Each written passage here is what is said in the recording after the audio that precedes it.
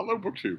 I don't really have what one of you called a cold open this time around for the Stevestream. I don't really have a good reason to be doing it. In fact, I have a somewhat silly reason. I acknowledge that it's silly, a kind of lachrymose reason, which is that when I have a guest here in person and then they leave, I always feel sad. I always feel mopey, and I find myself wandering around, just sort of touching books, but not pulling them off the shelf, or spending extra time cuddling with little Frida, who's just next to me here, uh, and not really. I mean, I get stuff done because that's sort of a fallback for me, but my heart's not really in it, and in other words, I get childishly disappointed that my guest has left, even though I knew all along that they were going to leave, and even though the visit was great.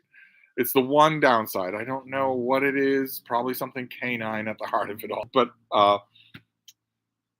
I was feeling that all afternoon while I was doing reading and while I was getting writing done and whatnot. And then I thought, the last time I felt this way was when Micah Cummins left, and I just did a Steve stream to perk myself up. I have four friends who do YouTube full time, and they are very different.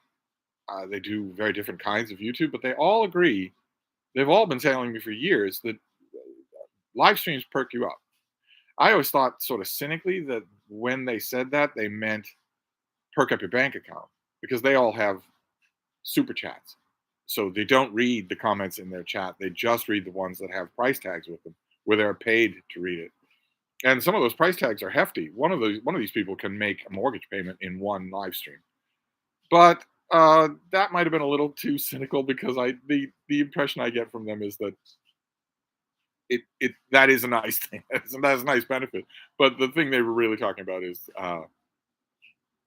just the live feeling of it.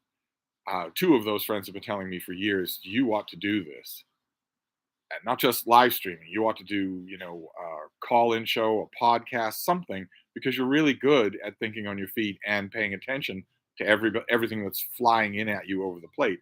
You're good at it, and a lot of people who do it and make decent money aren't very good at it. So you ought to try it. They were all going nuts over Cedarburg Public Library Book of the Day. Back when I was doing that for the Cedarburg Public Library, they were saying, this is the embryo of what you could be doing, what you should be doing. But no long-term plans. I'm mainly just thinking about a quick live stream where I perk myself up. That's all. I'm using you all once again. So let's just go straight. Let's go straight to the chat and see what we have here. So we'll start off with Ryan. First question. Hi, Steve. Would love your thoughts on Robertson Davies. We are always talking about the best Canadian author. Yeah, I'm assuming that there's something in the groundwater. I'm assuming that he is often called, best Canadian writer. He looks the part, but nothing that he's ever written has done anything for me. So I'm assuming that there is some sort of national resonance that I'm not getting. That maybe is stopping me from getting. I'm not saying I've never read anything by him that was bad. I've read, I think, all of his major stuff. I've never read anything that was bad. It just doesn't do anything for me the way it does for other people. And I can't help but think that something about it is national conditioning, because I don't know if your experience is the same, Ryan, but I have never met anyone who loves Robertson Davies who is not Canadian. And that is not true for Shakespeare. It's not true for Walt Whitman or Herman Melville. It's not true for the Russians. So I can't help but think, anyway, you go on. His Deptford trilogy blew me away. Did not care for his Cornish trilogy. Thanks. Hope you're well. Hope you're doing well. I'm loving David Copperfield and hope you can find some new Dickens love soon. Well, I can. It's easy for me to find Dickens love reading about him. It's just reading him that causes the problems. I read that Christopher Hibbert book that I just got at the Brattle about the making of Charles Dickens. Got better as it went along. Boy, oh boy, the story of Dickens as a working writer is thrilling. Maybe it wouldn't be to people who don't read, but I love his entry, full blown entry into the bookish world.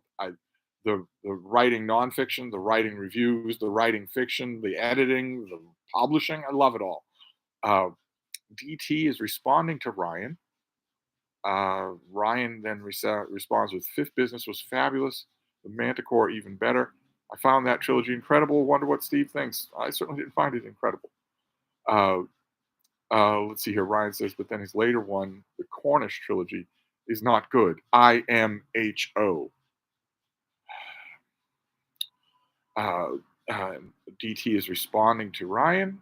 DT says Steve really doesn't like Dickens, but won't ever go into detail why. Uh, yes, I do. I go into detail on Dickens all the time. I think he's hammy. I think he's very obvious, and that bothers me. I know a lot of people love him for exactly that reason, but I don't. I all the time in his writing, in his major works, and most of his minor works, all the time. I don't go 10 pages without feeling that he's looking straight out of the page at me and saying, "Look at me, Ma, I'm writing," and that takes me right out of it. If you're reminding me that you're doing all this stuff, uh, let's see here. Ryan is responding to detail. Well, you were having a little conversation between yourselves, weren't you? Let's see. Let's move on to Jenny Parks. Evening all. Ryan says you just started streaming, Steve. Constantine is 666 says hi, Steve, in media race. Aaron says good evening. Andrew Salisbury. Hell yeah, another Steve stream. Yeah, it won't be a long one because and this time I'm not saying it won't be a long one because I've got work to do. I do have work to do. I postponed a lot of work to have a guest over here. Now I'm saying it won't be a long one because I'm actually worried that I'll just disappoint you all. I started this thing feeling glum, and these things perk me up. So it's a pure transactional thing. I'm just using you all, and especially since I don't know what kind of a Steve stream I will do tomorrow, if I will do one at all.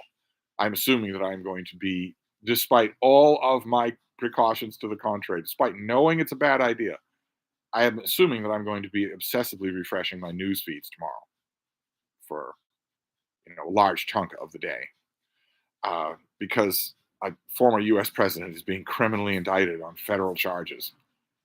That is live U.S. history. Nothing like that has ever happened before. Uh, anyway, oh wait, nope, I lost. There's already people in the chat here. That's wonderful. Maybe this will perk me up. Ryan says your fans are here. Not fans, friends. We're friends. We're. I don't. Uh, let's see here. Jenny Park says one guest leaves, but you invite all of us over to cheer you up again. Pretty much. That's pretty much what I'm doing. I don't know. I don't know quite how I feel about that. I had a whole idea of bookish stuff to talk about at the beginning of the Steve stream. Just all whatever the bookish stuff is that's in my mind. I'm redoing my bookshelf with all of the books about book stuff, and I found Philip Larkin's reviews and literary prefaces and essays, and I've been reading that and really loving it. I pulled this thing off the shelf. I don't know how many of you saw Michael K. Vaughan's announcement that he is dedicating September to reading Conan. And I don't recall if he's making an event out of it, but I would like him to make an event out of it and just all do it. And I pulled this off the shelf, this big trade paperback, and I was digging through it. I was reading a bit in it, and then suddenly it occurred to me what I want to do for Sumerian September. And it's not read Conan stories, the very thing that Mike is going to be doing. I think I want to read all of the Marvel Comics Conan, the original run of Marvel Comics, Conan the Barbarian and the Savage Sword of Conan. I think I want to do that. I have all of them on this, and that's going to be a lot easier than tearing apart this trade paperback. I think I might do that, but I don't know for sure. Ain't finna read that. I have to go back to work, but I was here, and this is proof. Shoemaker. Hi, Steve. Good to see you. Ryan, reading and writing is the most solitary endeavor, hard for an extrovert. Yeah, I love it though. I absolutely love it. I'm not one of these chin stroking, hair pulling, moody, Byronic writers. I love doing it. Absolutely love doing it. And Sam's visit, he stayed overnight on the David Murphy Memorial Cot, and then we had Dunkin' Donuts in the morning, of course, because I live like everyone else in New England. I live 2 feet away from the Dunkin' Donuts, and it was a very relaxed morning. Frida's not a morning person, so she was just sort of limp on top of me, and we were just chatting.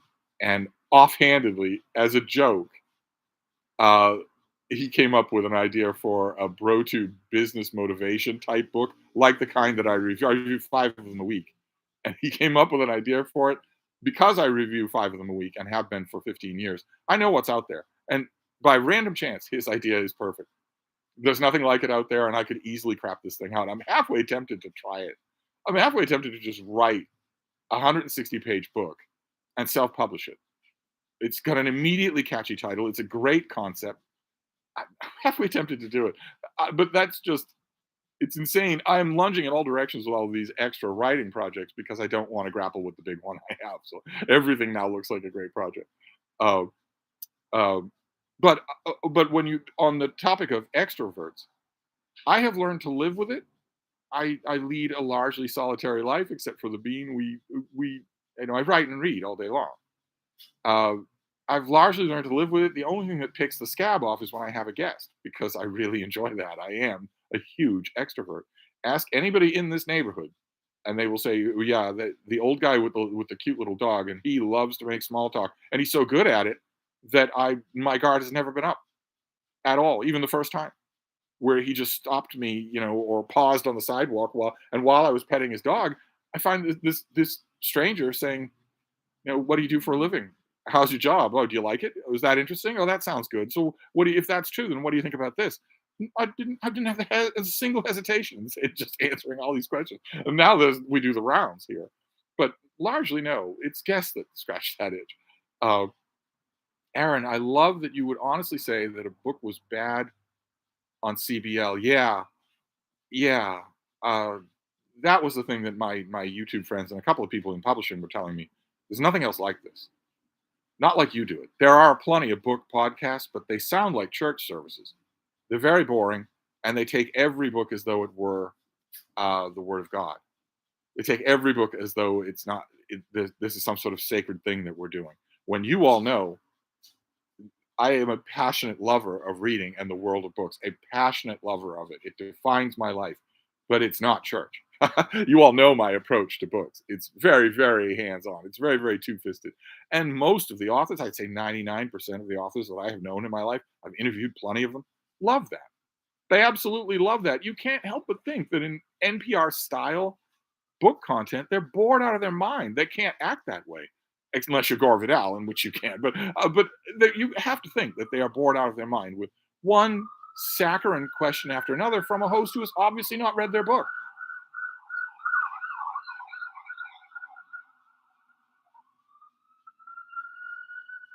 Uh, so I don't know. I don't know. When I think about that, now I think, well, what about a podcast? What about a bookish podcast? What if I became the last person on earth to start a podcast? What if I did a podcast that was that, where 5 shows a week, where let's say 3 shows are book reviews, and maybe once the thing gets going, 2 others are book discussions or author interviews. I bet that would feel just as good. I wouldn't have my host. I would have that byplay, but I bet I would like that. And Sam has me thinking about it now. Uh, anyway, Lou G, a quick live stream perks us all up. Well, I hope so. It's already perking me up. So, you people never let me down, just never. Randy Ray, the literate Texan. I just got here. Hope I didn't miss too much. No, you didn't. Just me belly aching that my guest has gone home. I knew he was going home, but I don't invite people over here that I don't like.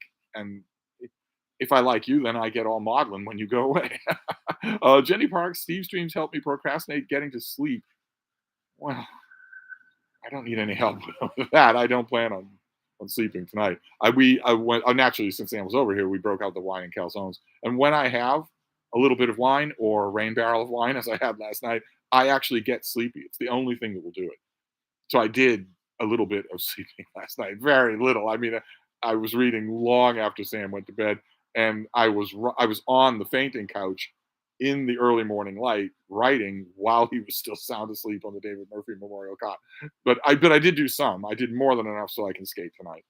Uh, Siva Bronstein. Hey Steve, what do you think about the YouTuber Vosh? Well, okay, a lot. Number one, first of all, his. I know this is. It might seem funny coming from me, but you all get the joke, so I can say it. His arrogance is off the charts, and I know I play act at arrogant, but I'm perfectly happy to sit in a room and listen to people who are smarter than I am. His arrogance is off the charts. That's thing number one. Thing number two, I don't care how he justifies his drug addiction. Being addicted to vaping is bad. It's bad for you. It's really, really bad for you. And the more we learn about the ways companies that make these things are lying, the more we know that the stuff that they exhale is really bad for everybody else. It has all sorts of particulate matter in there. So that's thing number two. And then thing number three is like most of these, what is even the word for that? What is the word for where he is? Bread tube?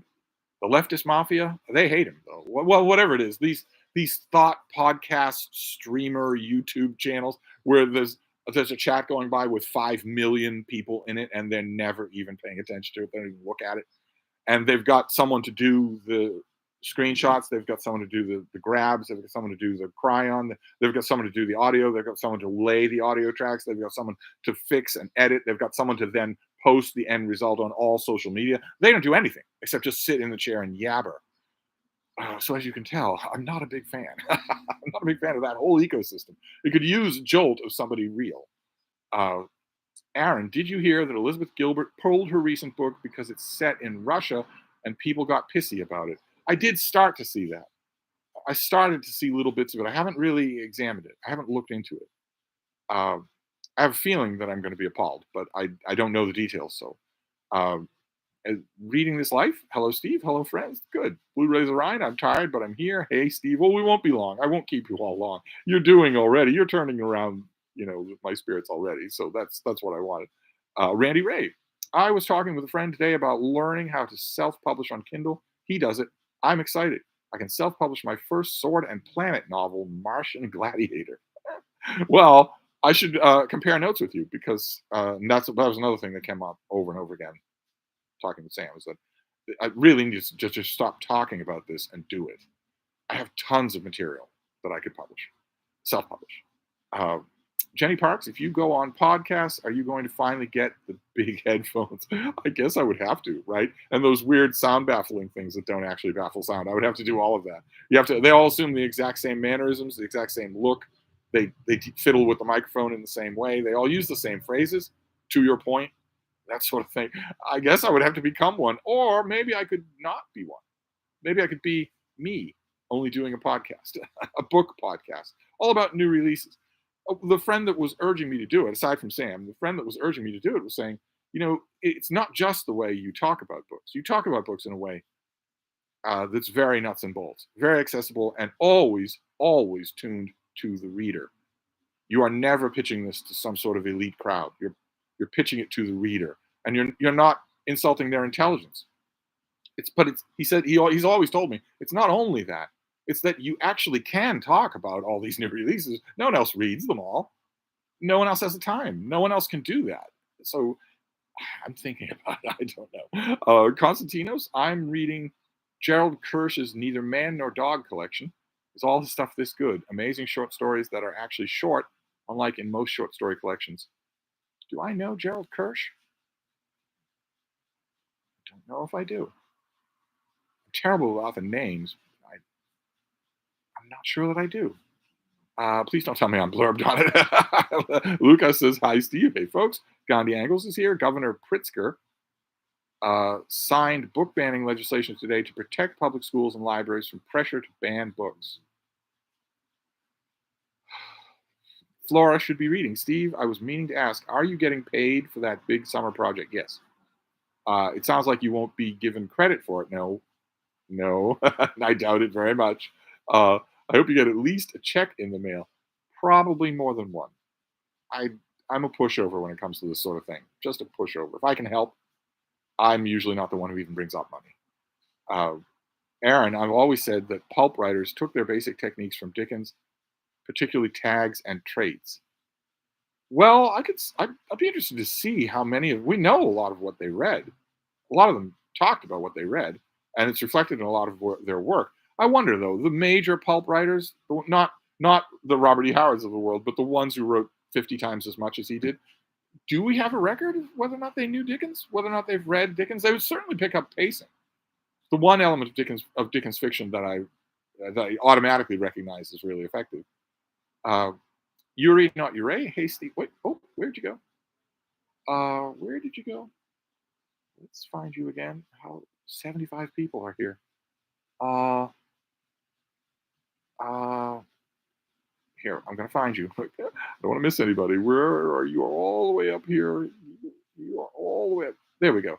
Good to see you. Hello, everybody. Fit to be read is here. Ooh, Steve, I have another literary baby name for that guy with a few streams ago. It's versatile. The baby from More Than Human could also be a character from Dahlgren. Dahlgren itself is not a bad name for a kid. Uh, uh, Fit to be read says, I'll leave you to pass it on to him. I have no idea who that was. He'd have to show up again. Gandhi Angles, I have a bad feeling about tomorrow. I'll probably be obsessively watching the news. I will probably be doing that. It could go either way. Either there's been a long preparation for something like this, and there's been forewarning because, in addition to the two serving members of Congress who made violent threats and called for military action, the former president of the United States, Donald Trump, also called for violence. So there's that, plus there's preparation. That's one way it could go. And then the other way is to say, what, for instance, Lawrence O'Donnell says, which is that, trust me, the 1,000 MAGA people who are willing to physically fight and go to jail for Donald Trump are in jail. And there isn't a backup 1,000. So this is bluster. No one will show up. It literally could go either way, and I don't know. I don't think I'm going to have it in me to just work and get the summary of the news at the end of the night. I don't think I'm going to be able to do that. I think I'm going to have to watch all day long. Moni Doyle says, hello, Randy Ray. I'm feeling good, really good today. I've been very productive too. I finished a Louis L'Amour novel this morning, and I've been eating right all day. Good, fantastic. It's a very beautiful day here. I believe that this will be the warmest day of the week. We hit 80 degrees Fahrenheit here. And that was too much for Frida. She was wiped out by our longer afternoon walk.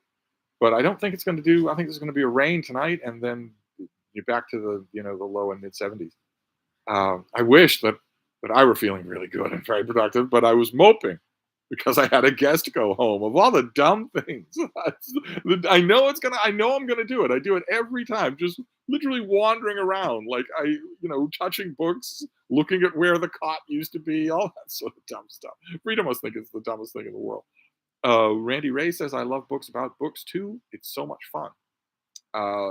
Moni Doyle, I got my book today, Cowboy Strong by Kelly. I don't know, did you order a copy? Fit to be read, you could reread Snow Crash for Sumerian September. No, I think I want to stick to Conan. Pure Conan. Although not pure Conan. Roy Thomas's Conan. Not Robert E. Howard's. I think it seems like heresy, but I'll run it by Mike and see what he says. Shoemaker. MKV announced Conan September as a read-along. Oh, he did? Okay, so it is a read-along. Good. Because I'm going to join in whole hog. Just whole hog. It's just perfect. A perfect person to host it, too. Eric Zielinski. Hi, Steve. Do you have a favorite Flannery O'Connor story? Do you enjoy O'Connor? I don't know that I have a favorite story, but I love Flannery O'Connor. Just love it. Really, that's due for a revisit as well this year. Randy Ray. I emailed Michael and suggested that in October we should all read Elric. Maybe we collaborate 3 ways. Oh my, all of Elric for October. That's actually a good time of year.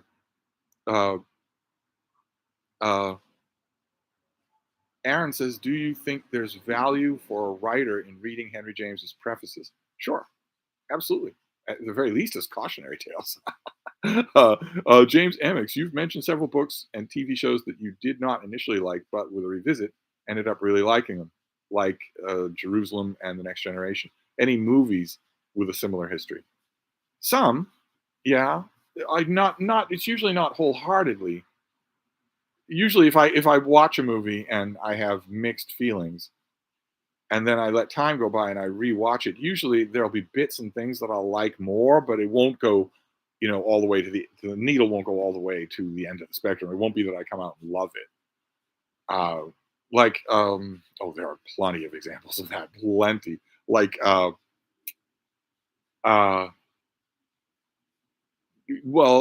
kid's movie called Sky High, about a boy in high school who everybody else has superpowers and he doesn't. I thought it was hokey and kind of predictable and dumb the first time. I liked it a lot more the second time. That also happens in the reverse. I was loving Game of Thrones while I was watching it, and it drops a lot. That's more common, that I'll revisit something and it'll drop a lot in my estimation when I revisit it, because I don't have that experiencing something new anymore. But every once in a while, even something that I watched and really had an initial high impression of, the impression will go even higher. Like for the first 4 seasons of the rebooted Battlestar Galactica, even HBO's Rome, a bit. I thought it lost its way, and I don't think that so much now. uh, Randy Ray, my meds make me talkative on Mondays and Tuesdays. Gandhi Angles, did you recommend Simon Spag Montefiore's books?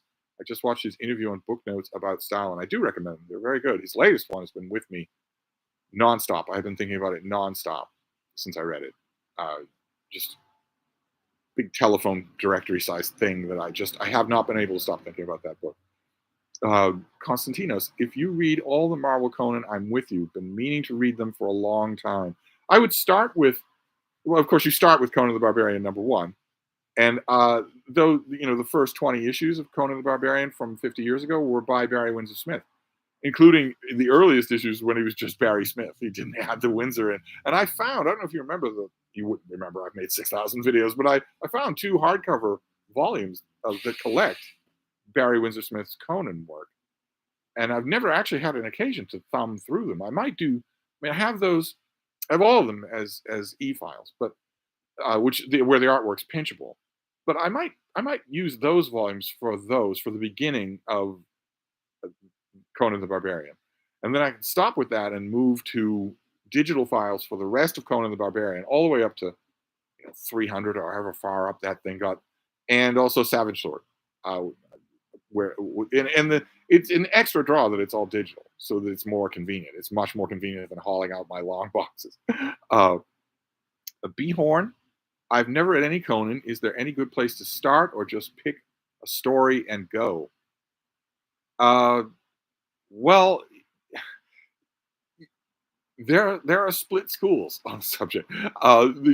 If you read Conan, it depends on whether or not you care. Like, for instance, a whole generation of people were introduced to Conan the wrong way. A whole generation of people were introduced to Conan by L. Sprague de Camp and Lynn Carter, doing Conan paperback novels, where they would take these stories and, if they looked a little thin, they would add stuff in, they would flesh them out, they would chronologize them, whatnot. That's not the way Howard wanted these things to be read. Not that it matters. What the author wants doesn't matter at all, but it might matter to you if you want to honor that. Howard thought of it more as, this guy had a long, incredibly varied and fascinating life, and my stories, I'm going to plop in on him at different periods in that life, but unconnected with each other except by the thread of Conan, so you don't have to worry about continuity. And it depends on whether or not you want to read it that way. Was it Ballantine that did 3-volume paperbacks of Conan? The Coming of Conan, the Coming of Conan. The third one was The Bloody Crown of Conan. What was the third one? Was it Ballantine? They did them. They went back and actually sort of so-called corrected L. Sprague de Camp and did these things in the order that Robert E. Howard wrote them. And those volumes, those paperbacks, also have original illustrations all throughout, some of which are really, really good. So you could find those 3 paperbacks. I'm sure you could find them on eBay for like $5 a piece. Now I have to know. Here, just bear with me here. Okay, The Coming of Conan was the first one. And The Bloody Crown of Conan was the third one. Okay, where's the second one, though? Oh my God, that's the one I can't remember. That's the one you have to help me with here. Look at all these Conan things. The Conquering Sword of Conan was the third one. So those 3 volumes, I think it was Ballantine that did it. They are well worth your time, and that's a different approach than what was it, 8 or 9 or 10 L. Sprague de Camp mass market paperbacks. Let's see here. Randy Ray, but in answer to, sorry, B-Horn, in answer to your question, no matter which route you choose, there's a story called Phoenix on the Sword. Read that first. Let's see here. Randy Ray, the Marvel Conan was so great for someone my age at the time. especially Savage Sword. Savage Sword, the first maybe, I don't know, 50 issues are wonderful. Just regular masterpieces. I remember how quick it took me. My initial reaction to those when I saw them on the newsstand was that this is too much money to ask for a comic book. That was my initial reaction. It took about 3 issues for that reaction to change. Sorry, I'm distracted by a bunny.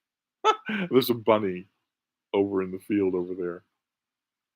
I really wouldn't do that, little one. This thing is just sort of tra la la strolling around in an open field. There are predator birds all around here. That's interesting. But it took me almost no time at all with Savage Sword to say, no, this is fellow, this is very much worth the money. This is incredible. And the same thing was true of Conan the Barbarian, with almost no lapses, all the way to the big double-sized issue where Conan says goodbye to Bailey. Which was that Conan number 100? I think that was Conan number 100. That extra sized issue was so good. After that, I think it sometimes lost its way after that. But those first 100 issues, oh my god. Yuri, not Ure. Hi, Jenny. What's new? Oh, you're talking to Jenny. Okay.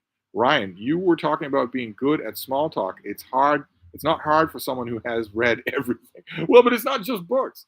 Most people don't read anything ever. So I don't bring up books here in the neighborhood. When I meet somebody new, I don't bring up books. Oh, it'd be the last thing I'd bring up. But I can start with the weather and move on to, what do you do for a living? Do you like your family? I can ask. It's the same thing as at the old bookstore. I can ask the nosiest questions in the world, and nobody ever seems to mind, which is great for me. It's great for an extrovert. Randy Ray, in my hometown, you could only buy the Marvel magazines at the low-rent grocery store on the south side of town. We went there occasionally, so it was always a treat. They also sold Playboy. Well, I knew the owner of the dry goods store where I got all these things, and I helped him out a lot. I steadfastly resisted his urging over the years to just sort of comp me things instead of charging me on the counter with dollars and cents and whatnot. But I helped him out a lot with stuff. He had a whole big store. It wasn't a big store, but he had a whole store to run. The paper goods section, the books and the magazines, in other words, they came in shipments. They came wrapped in bail. He got bills of lading for them, but he didn't know anything about them. He just knew that if you have an all-purpose store, you have to have something like that.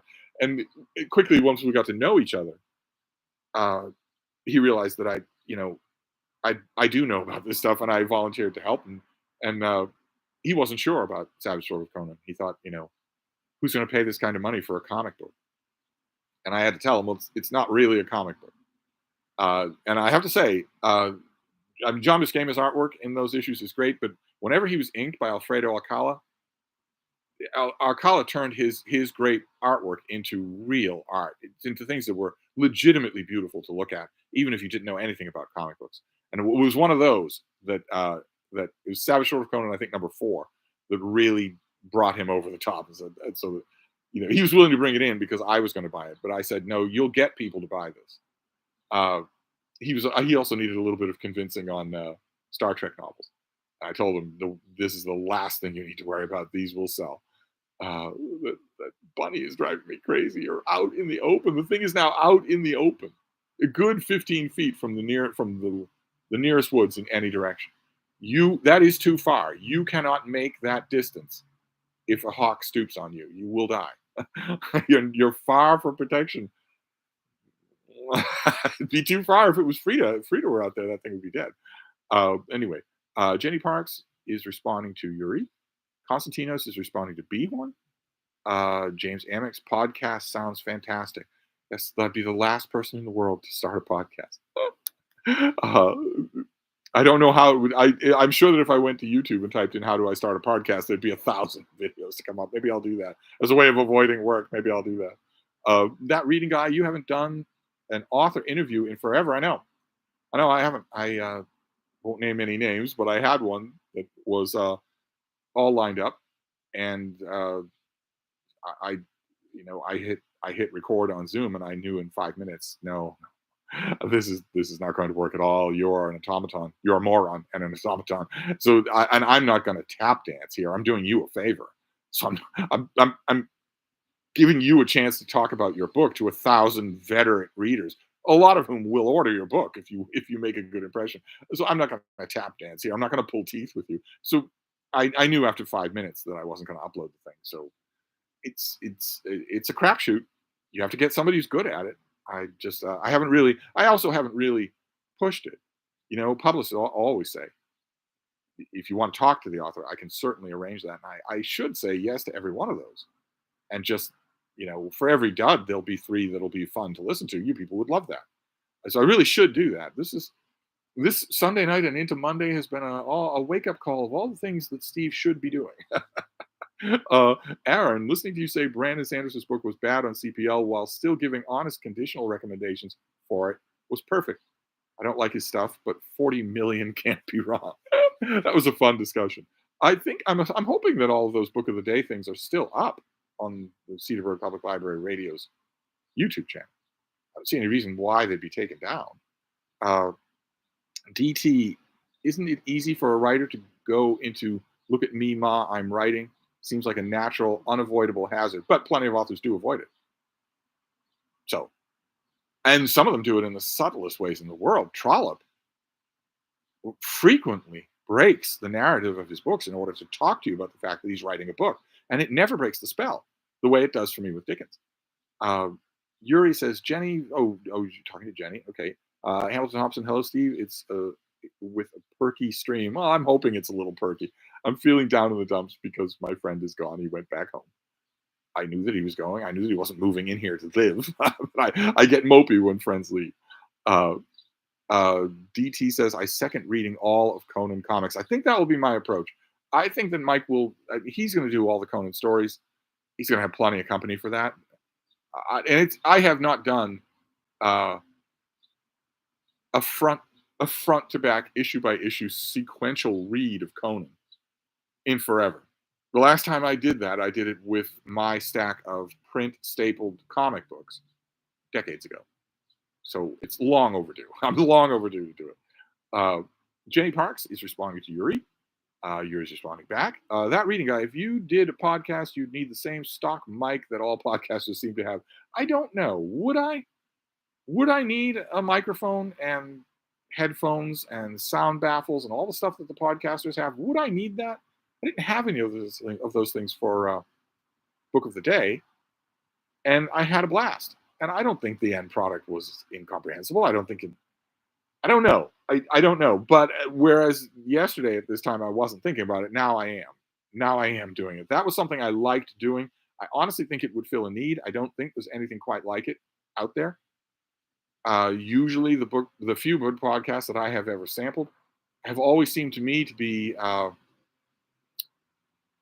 boring and virtue signal, where the guest is being chosen not because they have a new book or because they might be interesting or because the subject is interesting, but because the host wants to make a point about what's right and wrong in the world with a capital R and a capital W.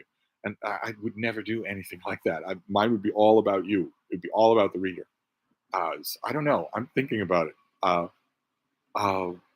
Let's see here. DT, what's the moment in Die Hard that makes it not Dude Bro? Oh, come now.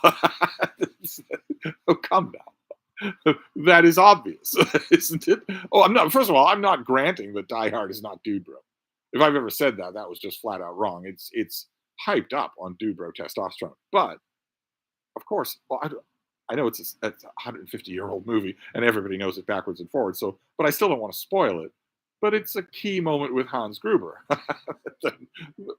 where the movie suddenly turns around and looks at itself, and Dude Bro stuff never does that. So, Geo Craftsman, I saw a clip on Twitter recently of a streamer who shaved his head on stream and found a recess in his head where he rests his headphones. I don't doubt it. They never take them off. Hamilton Thompson, been meaning to ask, did you get a look at the Flash movie yet? And this week for season 2 of Star Trek. I did watch the Flash movie. I'm mystified that it's happening. I don't understand why it's happening. The star is psychotic. And I know that Hollywood is a completely heartless town, but that just seems not only cruel, but also very bad business to rest this multi-million-dollar franchise on someone who frequently has long, protracted, very litigatable public psychotic breaks. That just seems insane to me. I There were large parts of the movie that I really liked, including large parts with Ezra Miller, who is really talented. Uh, but there are all sorts of asterisks that now go along with saying that Ezra Miller is a really talented actor. There are all kinds of asterisks that go along with that now. It's not a simple proclamation anymore. I I thought it was effective. It's not right. It's not if it was effective as a movie, but it's not just a movie. Nothing that DC is doing, nothing that Snyder is doing, or anything like this. Nothing in DC in the DC so-called cinematic universe is just a movie. All of it is a chess move. All of it is a slavish attempt to imitate what Marvel did with Phase 1, 2, and 3. And it cannot fail. It cannot help but fail if it tries to do that, and that cannot help but hurt a movie. All the parts of the Flash movie that are that, and there are a large number of parts that are that, hurt the movie. It's the wrong approach. And DC seems married to it, so I don't think it's going to change. But the right approach is to ignore the Marvel thing. That was a cinematic phenomenon that cannot be duplicated. That's what made it so incredible. You can't duplicate it. You can't make lightning strike twice. No pun intended to Flash. But so what you have to do is do something else entirely, where every movie is standalone and every movie is fun, and where there's none of this dude bro high operatic, uh, misery. I have a lot of thoughts on the Flash movie. I don't think it's out yet. Is it? Is it out yet? I think only critics have seen it. Uh, but anyway, sorry for the long digression. Oh wait, did I lose you? I did. I lost. Hamilton Thompson was up next. I think Hamilton Thompson was up next. Oh my God, look at all these comments. You people are so nice. This is just what I needed. Okay, DT. Any favorites among the James Bond books? Are they good trash? Do any of them rise above trash? None of them rise above trash, but they are the definition of good trash. You will love them. Just love. I don't have any particular recommendation, but you will love them. Randy Ray. I'm reading The Quiet American tonight before starting the Star Trek Phoenix sequel. What a mixture. Daniel Marlette. I just picked up the Da Yellow Spine Under the Green Star books for $2 a piece, but I've never read Lynn Carter before. Is he worthwhile, or did I throw my money away? Well, for $2 a piece, you didn't throw your money away. Where did you get them? Is this one of those eBay buys? They're good. They're perfect for Garbagas. They're absolutely perfect for Garbagas. There's no merit to them other than that, but they're enormous fun. I'm sure that Jason Harrigan, back when he was on BookTube, Mark Richardson, back when he was on BookTube, maybe Randy Ray, I'm sure that we all had similar times where we just consumed those Yellow Spine DAW paperbacks. And you can join the club. That's a pretty good club to be in. Ryan, Steve, any thoughts on Ika de Quiros? My wife is reading and likes immensely. I don't think I know that name. Perfect Hand Productions. I can't wait for your upcoming Cormac McCarthy fan podcast. Monet Doyle. I'm almost finished a book I'm reading. It's called Soldier of Her Heart. I would like to slap the guy in the back of the head for a house back. Okay, but does that mean it's good? That could go either way. I mean, at least the book is affecting you, right? So you're not bored. So does that mean it's good? Ryan, that was me. Wife is pregnant. We need a girl name. Oh, it was you for a girl name. Oh, how about Eowyn? Can't go wrong with Eowyn. Although I should point out that according to 12 Psychos on Twitter, you saying that you need a girl name for a fetus that is still in utero makes you a bigot, and also, say it with me now, literally worse than Hitler. DT, did you have any favorite soap operas? Did they have a good time telling their stories, or is the genre straight trash? Those aren't exclusive, obviously, or Garbagas would not exist. I did have a favorite soap opera for a time. I didn't care about the plot lines, and it was only my favorite for about 10 minutes out of every hour because you rotate through the cast. And once upon a time, Antonio Sabato was 20 years old and gorgeous and not a right wing nutjob. Let's see here. The judge and jury. I finished the Bhagavad Gita and enjoyed it. I mentioned the book last stream regarding your thoughts on it. I was wondering why you didn't like it, if memory serves me right. I found it largely incomprehensible. And the parts that I did understand, I thought were boring. So I'm glad you liked it. That's great. Aaron says, I love Sky High. Came out when I was working in a theater. Oh my, so we've got at least one person who remembers Sky High. And a very young Stephen Strait, who of course is the star in The Expanse, as a conflicted son, the son of a superhero and a supervillain. So he's got his ethical split right down the middle, and his name is Warren Peace. uh, uh, let's see here. Felipe, hi Steve. Have you read The Three Body Problem? What did you think?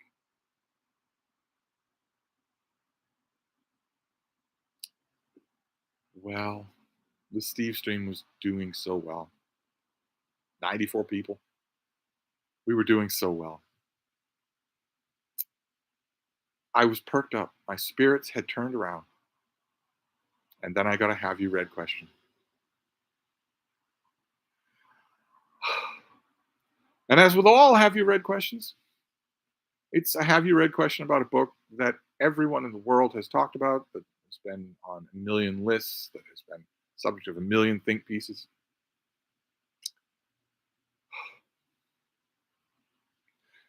It couldn't have lasted, could it? All things must fade. Randy Ray. I liked Sky High a lot, and it was so much better than Zoom, which was the other movie with that premise at that time. Zoom is so incomprehensibly bad. Oh my god! And you can't just blame. Ordinarily, I would say the reason that any movie is incomprehensibly bad is because of Kevin Zegers. I'm just to say, okay, if he's in it, then that explains why it's incomprehensibly bad. But it can't be just that. It's not for the whole movie. It can't be. Uh, I'm sorry, I'm still reeling from have you read Three Body Problem? That I'm still reeling from that, but I'll get over it here. Yuri says, Steve, I'm also anxious about tomorrow. We'll be following the news from Miami all day long and well into the night. I'm sure it's as important for the rest of the world as for the USA. The whole world will be watching. The whole world has now been watching a couple of times to see if we're going to have another insurrection. And most of the world, the people that I know out in the world that talk about it, are utterly amazed when I tell them that 70 million people in the United States right now, 70 million adults, don't believe there ever was a first insurrection.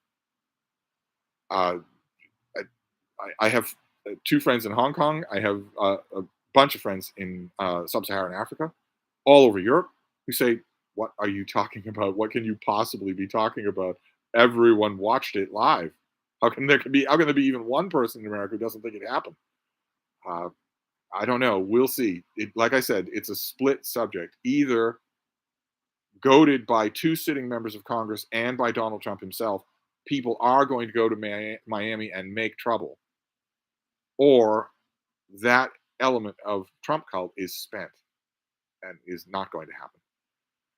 I don't think I'm going to be able to look away, and I really shouldn't. That's going to be a waste of time. I really shouldn't. I'm telling myself, I'll breathe a sigh of relief when Trump gets on a plane back to New Jersey, but that also is going to make me mad because he shouldn't. These are 37 felony counts, including espionage counts. He shouldn't be released on his own recognizance at all. He should be incarcerated pending trial like anyone else would be in this situation. I bet that he doesn't get bail. I bet that he doesn't get an ankle bracelet. I bet that nothing like that happens. I bet he's just, show up for your felony arraignment. That would be the end of your life. You would never see the light of day again. I would never see the light of day again. Show up for your felony arraignment like it was just one more thing on your list of things to do. Do it all irritatedly and then fly back to New Jersey in order to lie about the people who just processed you. Anyway, Siva Bronstein, you've mentioned your derision of all mind-altering substances. Do you think that the appreciation of certain arts while under the influence of mind-altering substances is delegitimizing? I don't know what you mean by delegitimizing, but it's nonsense. If that's what you mean, maybe that's what you mean by delegitimizing. It's nonsense. I used to have no patience at all for stoners in the 70s and the early 80s, for LSD people in the mid 80s who were telling me, "Sure, I know you like, the sonatas and partitas of Bach, but you don't appreciate them like I do when I'm high." and no patience for that whatsoever. Uh, Tori reads, random question for you, Steve.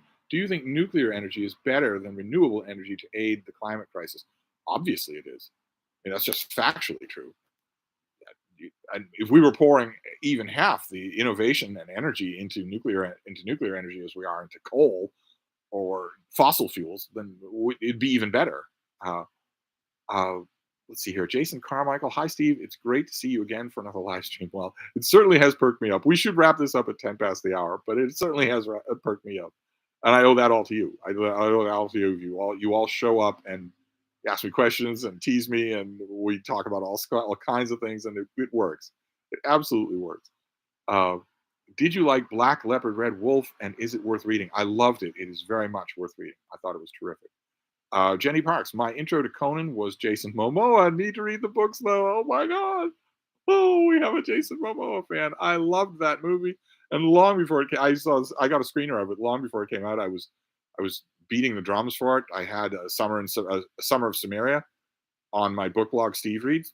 What was it? That was like 12 years ago, something like that, where I was doing entries every day, telling people, the movie's coming out and such as I got the release date, had it all down, did a whole bunch of writing. I have no idea if that writing is available. I have no idea if that survives. I wrote a huge amount, practically a book when you put it all together about Conan in preparation for that movie's coming out. It broke my heart that it didn't sweep. Aaron, get the Del Rey 3-volume Conan collection. Okay, so is it Del Rey and not Ballantyne, or are they the same thing? I agree, that is the one to get. Hamilton Thompson, speaking of revisiting movies, you should do a rundown of your top 10 westerns for June video. Are you a fan of Sergio Leone's takes? No, I'm not a fan of Sergio Leone, but I should. I should do a movie related June on the Range. I was, beating myself up today while I was wandering around here alone and palely loitering. I was thinking, you should do a Star Trek video. You should do a June on the Range video. You have to do your book club. All that. You should get back in the saddle, and I just didn't do it. I didn't do that's all going to have to wait until tomorrow. This will set me up then. Although a top 10 list, I don't know that Pale Rider would be on my top 10 list, but I've heard a lot of people mention how much they like that movie, and I do too. I just worry that a top 10 list would all be John Ford, and that would be boring even for me. Andrew Salisbury, Conan the Cimmerian is the third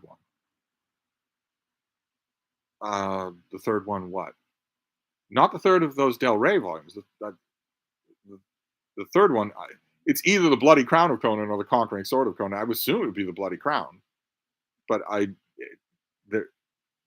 there isn't a volume of those Del Reys that is called Conan the Cimmerian, is there? I don't think so. There's only 3 of those, aren't there?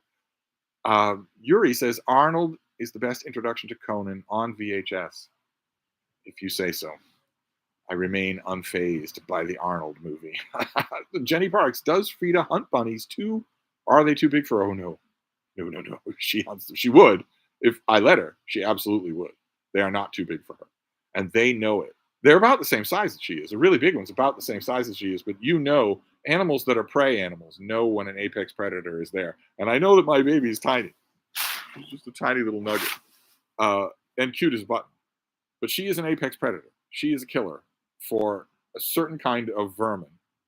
She just got a chipmunk the other day in the arboretum because it ran right in front of us, just like the first one she killed in the arboretum. I would have saved its life, but I didn't even have a chance to react because she shifts. When she goes into that mode, she's no longer talking to me. She's certainly not asking my permission.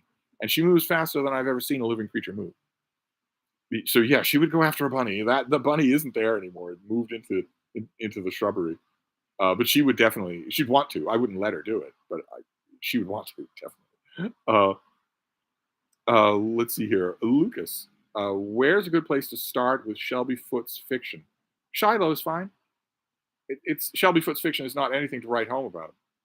So if you're interested in it, sure, go ahead and do it. But it's not particularly good Civil War fiction.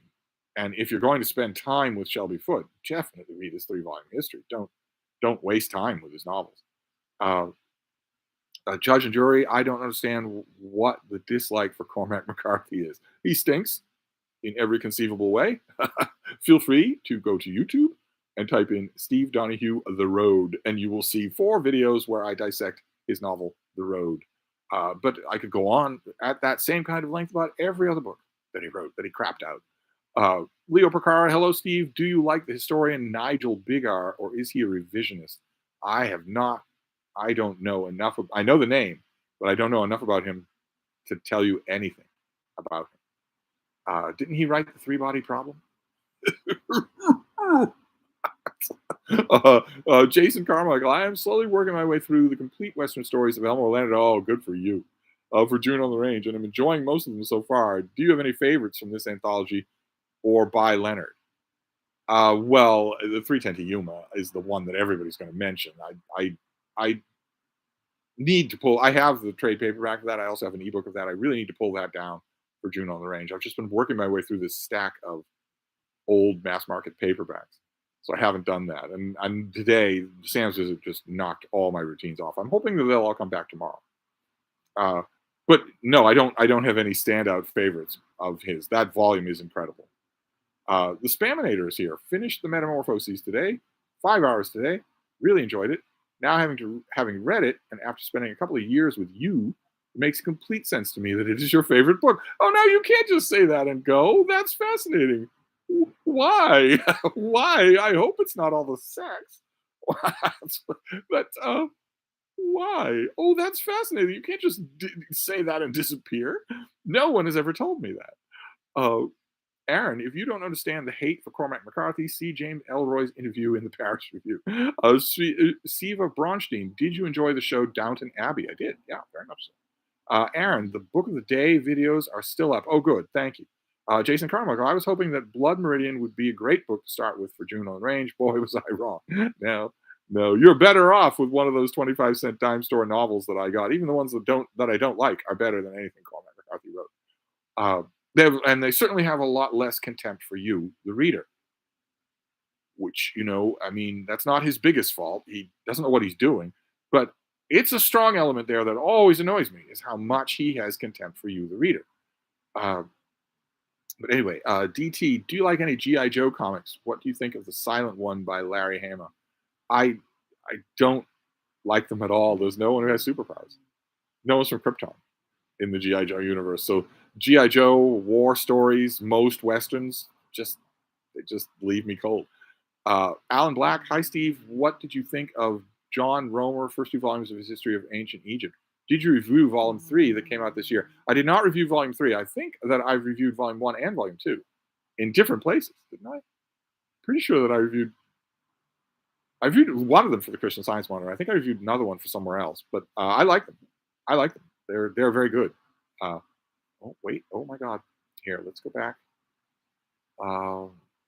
Let's go back to where we were.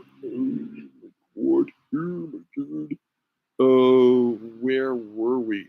Here, hold on, everybody. Sorry, this makes for bad viewing, I know, but I want to get to. Okay, here we go. Aaron, for a podcast, especially if it's long, I would really appreciate a good mic, sound baffling, and maybe a tad of post-production. Poor sound quality on audio products is grating. Right, but is it deal killing, the grating? Because I know myself well enough to know I'm not going to care about that stuff. And I don't have a team or a squad or a fam. I don't have anybody like that. So there's not going to be any post-production. And I would feel absolutely ridiculous getting high-end audio equipment, even medium-range audio equipment. I'd feel ridiculous doing it. So is it a deal killer for an audio product? That's one of my main questions when I eventually do explore this is, can I do it?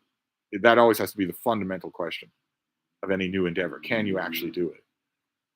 Jason Carmichael, do you watch any Westerns during June on the Range? I watched Johnny Guitar the other night, and it was fantastic. I haven't watched any yet, but I should. God knows, I have Amazon Prime and Netflix. There's probably tons of Westerns on both of them. Aaron says, I was done with comic book movies after Iron Man. Can we move on? After Iron Man. Iron Man was the first Marvel movie in the modern era, in Phase 1. So you're taking the uber hipster approach of saying that the very first movie, the one that was done 50 years ago, was the one that you watched, the only one that you liked, and let's move on from there. Great Marvel movies have come out since then. But I don't think we're going to get any more great ones. DTO, so the monologue where Hans, or are you saying the movie going audience, can the movie world move on from Marvel Comics? I assume that's what you're saying, right? you're not prodding me to move on to another subject. I'm assuming you're saying, can the movie world move on to another subject? Prodding me to move on to another subject is not a very friendly thing to do. I'm assuming you mean, can the movie world give up on these Marvel style superhero movies? I think they probably can, unless this Flash movie makes $1 billion. I could see that it would because it has Michael Keaton in it. But we shall see. As long as these things keep making bank, they'll keep getting made. DT, oh, so the monologue where Hans tells him just another American who saw too many movies as a child. No, no. If you're referring to Die Hard, I assume you are here. When you're referring to Die Hard and I say the Hans Gruber scene, only one thing should come to your mind. Konstantinos, all this talk of Flash makes me hope movie reviews will make a comeback. You have to at least review Dune Part 2. Chalamet as Paul Atreides is hilariously unconvincing on the trailer. Yes. In the first part of Dune, Timothy Chalamet has to do what Paul Atreides does in the first part of the book. He has to brood and be conflicted. The second part of the movie puts demands on Timothy Chalamet that he simply cannot meet as an actor, which is, I would argue, one of the director's foremost responsibilities is not to do that. Don't do that. You cannot get blood from a stone, so don't do that. But Timothy Chalamet is in charge of the thing. I mean, if he doesn't like, a cast member, they get fired. He's the monster on the set, so probably this guy, Denis Villeneuve, probably didn't have much choice in the matter once he got Chalamet to sign on the dotted line. But the point I'm trying to make, I should make a video. You're absolutely right. I should make an hour-long video about the second part of Dune. But the point I'm trying to make is very simple. Timothy Chalamet can play Paul Atreides. Timothy Chalamet cannot in any way play Paul Muad'Dib. He cannot play Muad'Dib. So anyway, Aaron, I love Dude Bro High Operatic Misery. I'll bet you do. Nothing wrong with that. There's nothing wrong with loving it. Just don't tell me that it's good. You want to talk about it this way, I can talk to you until the cows come home. If you want to talk about it this way, anyway, you already know where I stand. Man on Fire, oh my God, is one of my all-time favorite movies. Vastly better than the book and first adaptation. Couldn't agree more. And the Equalizer movies, oh my God, they're infinitely rewatchable. Jenny Parks wants to know if Man on Fire was a book. Randy Ray is back. The Yellow Spine Dog Club is a great club to be in, especially if you like Sword and Planet. I used to have a whole bookcase of those things. I don't anymore, but I used to. What a fun it would be to have all of those again. I just think they would fall apart. Daniel Marlette, you asked where I got the Daw Yellow Spine books. I have a very good used bookstore that has a ton of vintage science fiction for dirt cheap. Oh my, aren't you lucky? Wonderful. I get a little bit of that once in a while if the Brattle gets a shipment of it. But the collectors go in too. They swarm into the section. It's also really close to my grocery store, which is a plus. Fizzle Beef. Hey, Steve, what are your thoughts on the book Yellowface? It read like an extended Twitter thread to me. I would love to tell you my thoughts on Yellowface, but I would be canceled if I did so. All I can say is that you are not legally allowed to dislike the book. And we should move on from there before we have both of us have knocks on our doors. This is the world we live in. You want your house firebombed? Do you want to never work again in your life in any capacity, even bagging groceries? You're not allowed to dislike it, so I have nothing to say about it.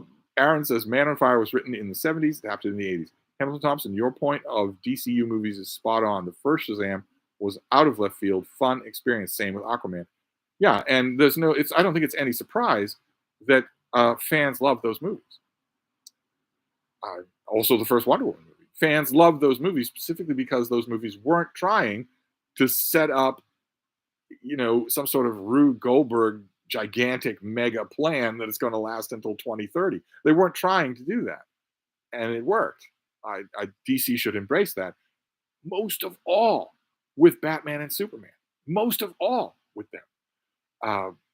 Taylor Brock, hi Steve. You don't need a mic to do a podcast. I've seen other authors and hosts use their computer. Have you considered becoming a movie critic? You get screeners after all.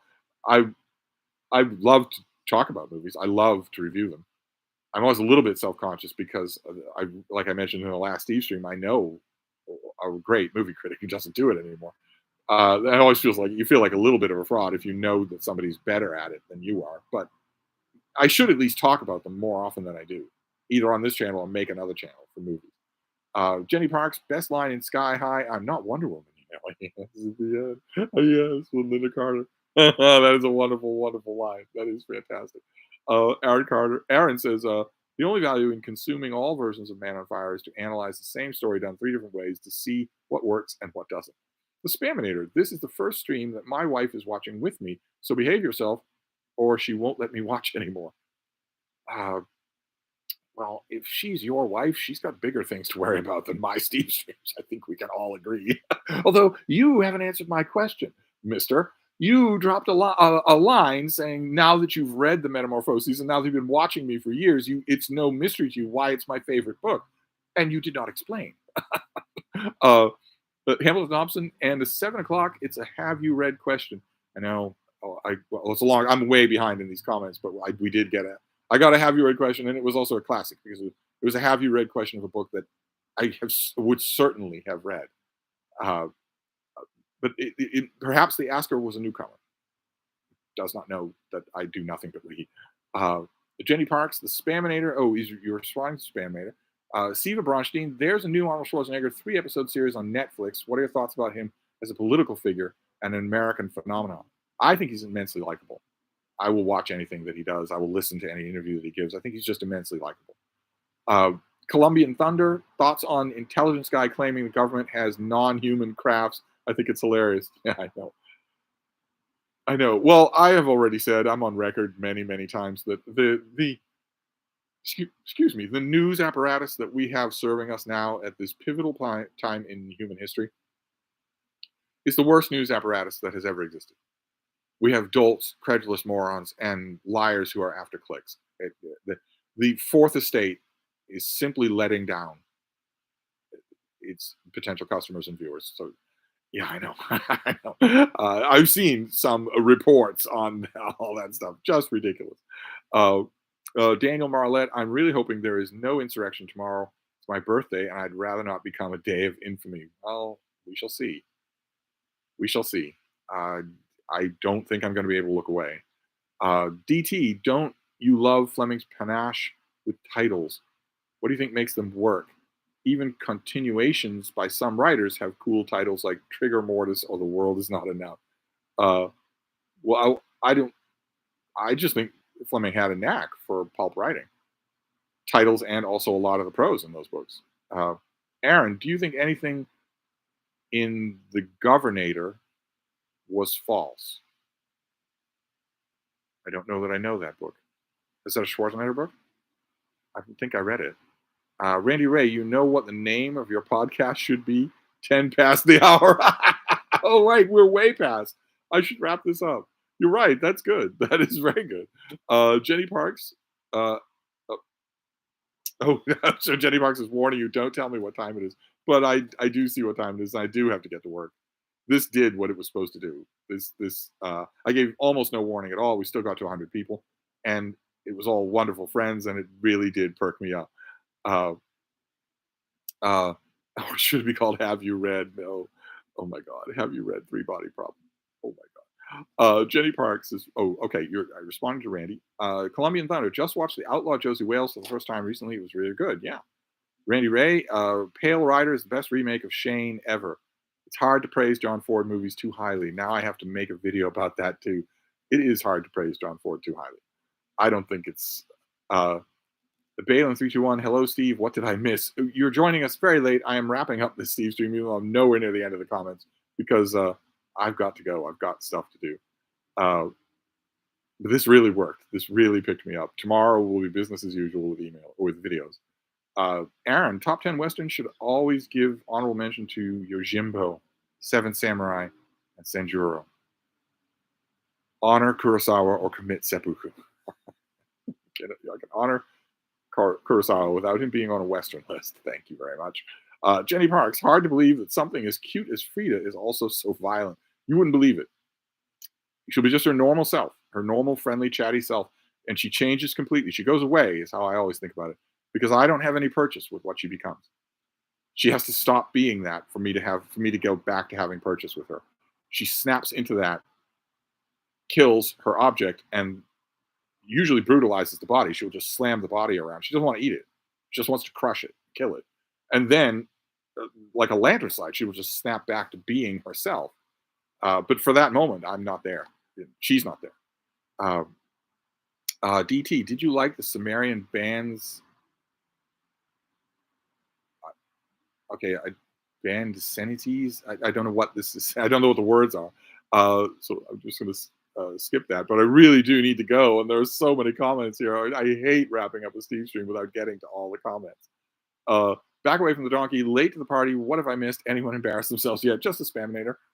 Ryan, thoughts on audiobooks? It's not reading. People like it because listen and do dishes and laundry. I'm getting rather bother irrationally about it. It's not fully English, but I know the people who overclaim for it bother me too. But they're taking in a book, and they really, really love the experience. So I'm not going to grudge them that. It's just the ones that do the typical 21st century gaslighting. We're so accustomed to that now. We're so accustomed to gaslighting in this century that people just routinely do it. So they will say, no, this wasn't an insurrection. This was a tourist visit. And your own eyes have watched it. Your own eyes are telling you the truth. Same thing with people who will just flat out say that audiobooks are reading books. They obviously aren't. That's just gaslighting. It's no belittling of them, but they aren't. They are separate activity. But anyway, Nick Piccirilli, do you like the 310 to Yuma movies? I like them, both of them, yeah. Jenny Parks, my Western knowledge is severely lacking. The only films I've seen are 310 to Yuma, Magnificent Seven, but only remakes. Sean and Mark seem disappointed in me. You haven't seen any John Wayne movies? You haven't seen any John Wayne movies? Oh, God. Aaron, the problem with audiobooks is clear. You can split ignore the book as it plays and still believe you've heard it. If you take your attention off text, it doesn't go on without you. Right. Text doesn't go on without you. That's a really good way to put it. You have to engage with the text, and it has to engage with you. It's not just playing in the background. Kevin J.N., thanks for talking about the 1959 production of Moby Dick. I watched it last night and was thoroughly delighted. Good. Fantastic. View from the bar is here. Oh, my God, just when I'm leaving. Finally got around to Moronic Inferno this week. Absolutely loved it. Would love it if you balanced your God is not great read-along with War Against Cliche. Moronic Inferno is a book made for you. I think. Me too. I loved it. Hamilton Thompson, wait a minute. You've got guested on podcasts before, right? I seem to remember a romance novel episode at some point with two ladies. That audio was fine. Yes, I did the Categorically Romance podcast with Sarah and Bree a couple of times, and with this audio. So I don't know that I need to buy any equipment. I know that every part of me is going to rebel against that. Let's see here. Colombian Thunder. Wait, what's this about Chalamet being a monster on set? I'm guessing. You have all the power in the world and everyone has always fallen at your feet as the literal messiah. I'm guessing it probably deranges you, especially if it starts to happen to you when you're 16 years old. Boxer 309, Steve, your audio and video are more than adequate. No need to change your presentation at all. The Spaminator, elaborating on why you and the metamorphoses make sense. Ovid seems to have a way of relating meaning information in playfully yet utterly thorough way. You have a similar delivery. Goodness gracious. Aaron, yes, can society move on from comic book movies? I grew up watching Christopher Reeve's Superman, Blade, Batman, X-Men, all great. Post-Iron Man comic book movies are a steady downward spiral. Them's is fighting words. Are you meaning to tell me that you are disrespecting the final Avengers movie? You cannot possibly be disrespecting the final Avengers movie. OMG. Yuri Not Urate. How about Cowboys and Aliens as a refreshingly unsophisticated Western movie? I didn't like it. I thought it was trying to be refreshingly unsophisticated, and that ruins it. That absolutely ruins it. If I can sense you trying for that, I don't want to do it. Aaron, I heard Kate Kat Rosenfeld say positive things about Yellowface. She's no friend of the woke. I would love to comment, but I'm not legally allowed to. Jenny Parks is responding to Aaron. The Spaminator, the Metamorphoses is also pretty all-encompassing when it comes to the subjects and periods of literature that you love. And all in one of Greek and Roman literature, how could it not be your favorite? Monet Doyle says, I'm going to start Cowboy Strong tonight. Jenny Park says, thank you for adding to the TV. Oh, no, you're talking to each other. Okay. Daniel Barney, how big a credibility hit does Harold Bloom take by endorsing Cormac McCarthy? How do you explain his blind spot for Blood Meridian? He didn't read it. I know I say this all the time. It's not going to matter. He's the first name that Dude Bros pull down off the shelf when Cormac McCarthy comes up. But he didn't read it. There were lots and lots of flaws in that whole Western canon thing that he went on. And one of the flaws is that he got very comfortable in a professorial type of mood, talking about things he hadn't read. He's caught up on it a few times by interviewers. I just ignore it. That's all. Aaron, the book is decent. Oh, Man on Fire. Okay. Alan Bash, if you had to pick Ovid or Virgil, which author's works would you take to a desert island? I wouldn't do that. Georg Bendeman, what are some movies you really like? Perhaps favorites. Well, my number one favorite is The Lion in Winter, with Peter O'Toole and Katharine Hepburn, not with Patrick Stewart and Glenn Close. But also Beckett, 12 Angry Men, Ferris Bueller's Day Off, Jaws. Let's see here. Aaron, in case you get this far, you're talking about French comic books. Well, I'm hoping to get this far. I'm hoping to get all the way to the end. Referring to the question about Sumerian French comic.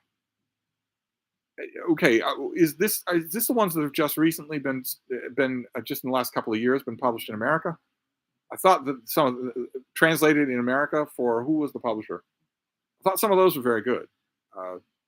If that's what you're thinking of, I don't know if you are. Hamilton Thompson, Steve, you're so popular due to chat lag. I will say good night now. Chat lag, is that what we're doing? Oh, well, I'm at the end, and that's good because we need to wrap this up, even though it's not 10 past the hour. Where did you go? Oh, there you are. Marco Scaramuzzi. It's actually wrote. Oh, okay. Here. Still talking about French Conan. Raku Jones, just wondering what you thought about Hellboy 2: The Golden Army. I didn't like it. Ryan, did you like Seven Moons of Mali Almeida? It won the Booker. I hated it. I would love to tell you what I thought of Seven Moons, but legally I am not allowed to, or I will be legally executed. So, and that is the world. This is not an authoritarian government that's making this. We are voluntarily giving power to making a world in which there is now a whole category of things that you cannot talk about, on pain of severe real-world punishment. We could take that back. We could take that power back if we wanted to. Alan, I'm reading The Bee Sting and really enjoying it. Never read Murray before. The Bee Sting's terrific. Maybe the best novel I read this year. The Spaminator, I will say there was a lot of freaking rape victims turning into trees in the Metamorphoses. Like a lot. Yes, yes, indeed. You think that's bad? Read Troy War. Santiago Calleja. Steve, what thoughts on Martin Amos's memoir Experience? I know you're not a fan of fiction, but I'm thinking about picking it up. I am too. I read Experience and thought that it was extremely navel-gazing when it first came out. And when Martin Amos died, aside from his literary criticism, that was the very first thing I thought to find and reread. So probably I will. All the thoughts I have on it now are thoughts that I had, rancorous thoughts that I had when it came out. Marco is back. Ablaze is publishing adaptations of Conan's novels. Okay.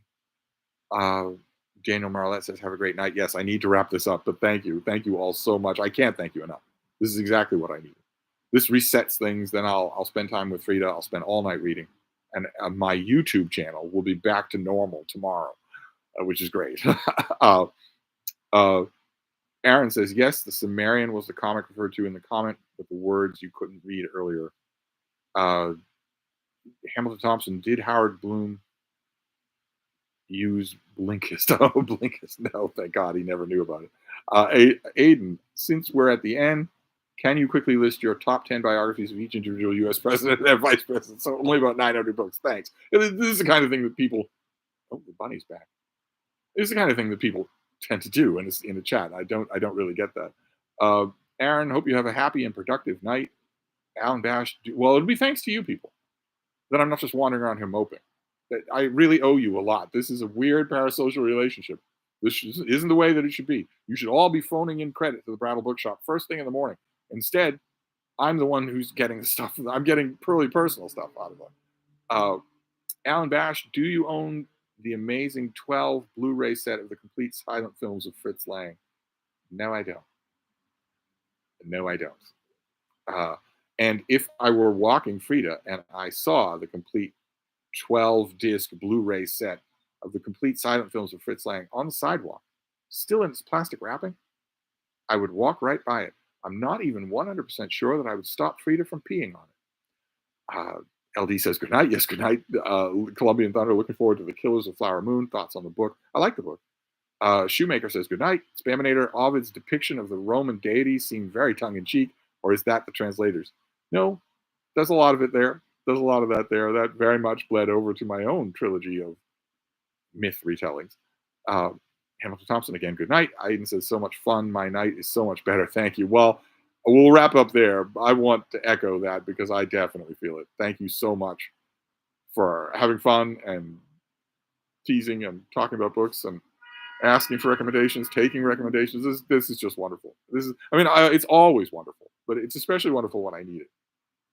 And I kind of needed it tonight. So I kind of needed it tonight. I don't feel as abandoned as I did. My friend was here. We had a great visit, and he left. But I don't feel as abandoned at all now. My keel is far more even. So we're going to have a warm evening, then some light rain, I think. And then tomorrow will be absolutely beautiful. I'll be back with a raft of videos. What am I doing tomorrow? Book Trek, June on the Range, a tag, if anybody tags me. Probably mail. Maybe another Stevestream. There'll be plenty to do. So, and I feel balanced about it. I'll spend the whole night working, and then tomorrow I'll be back in the saddle. So I'm going to end this now. Thank you all so much. I really, really cannot thank you enough. So I'll wrap this up, and I will see you all next time.